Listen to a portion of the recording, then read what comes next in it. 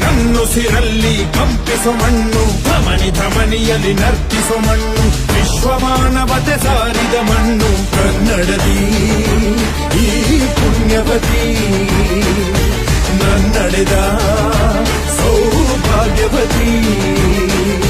ನನ್ನ ಮಣ್ಣಿದು ಕನ್ನಡ ಮಣ್ಣು, ನನ್ನುಸಿರಲ್ಲಿ ಕಂಪಿಸೋ ಮಣ್ಣು, ಧಮನಿ ಧಮನಿಯಲ್ಲಿ ನರ್ತಿಸೋ ಮಣ್ಣು, ವಿಶ್ವಮಾನವತೆ ಸಾರಿದ ಮಣ್ಣು ಕನ್ನಡದಿ ಈ ಪುಣ್ಯವತಿ, ನನ್ನಡೆದ ಸೌಭಾಗ್ಯವತಿ.